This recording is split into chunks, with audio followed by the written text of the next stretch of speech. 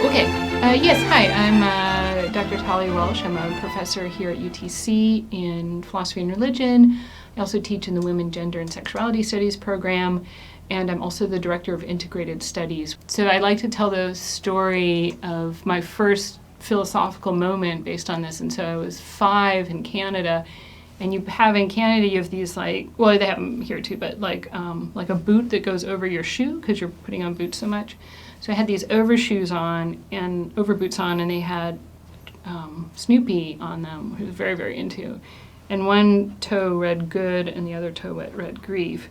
And I was standing in the snow, and my brother came up to me, and I was looking at these boots. I was so into these boots. And I was like, oh, like it'd be upside down for him, wouldn't it? And that was it. I didn't go any further with it because I was 5, and it was like that's as far as I was going to go with the idea.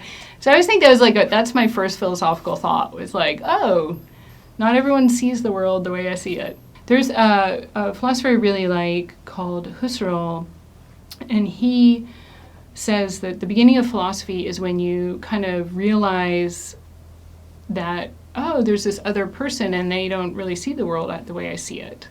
Because students will just have these interpretations of the things that I think, well, this is obviously what it's about. And they were blow my mind. I'll be like, what? Oh yeah, I can foresee that. So that's been really great. And I think it's challenging at UTC because students have these really diverse high school backgrounds and nobody's read the same books. But the weird byproduct of that is that they don't tend to approach any text with any reverence. And so students will sometimes read something and be like, well, this is, actually Nietzsche's another one. Nietzsche I teach all the time, and a lot of students will say so he's just nuts, right?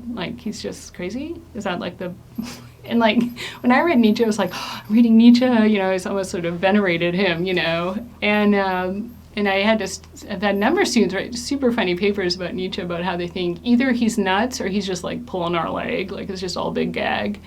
And I'm like, oh, that's, I could see that. I could see that in the text. And I think it's because they didn't have this kind of classical education where they were sort of taught to venerate authors in a certain way. I do think philosophy tends to almost universally ask, well, how do you know that? That would be the obvious question, right? How do you know it's wrong? And the thing that is so lacking today, and I don't think this is controversial to say, is the capacity for people to critically process information and to form critical thoughts. And what I mean by critical is that you accept that not everything that you're presented with is true, and sometimes I think what's even harder is sometimes what you desperately want to be true might not be true. I think a lot of philosophy is destructive rather than creating things. It's sort of showing weaknesses in arguments and is calling into question views that everyone thinks are just true. So sometimes students report going home and having some very hard conversations at Thanksgiving dinner with their family that they might not have had before if they hadn't started thinking about certain kinds of ideas. I think philosophy's use is more like a muscle.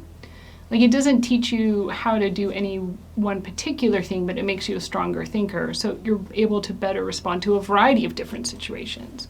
It's like bodybuilding for the mind, But again, it's not useful in a kind of instrumentalist way where people want, you learn X and do Y. Because I think we have a culture that really struggles with doubt and self-worry, and that we feel that if we sort of admit we're wrong about something, that it's sort of like a weakness, or it's like a defect in us, or we weren't smart enough, or didn't work hard enough, or something like that. I think you could make an argument that philosophy would help people do better on the kinds of things they need to do well on. The nice thing about philosophy is you can talk about, say, whether or not somebody should be euthanized or whether or not God exists, and you don't have to have any particular background to do that. You can't do advanced calculus without the math background to get there, right? You can't just sort of start it without any knowledge.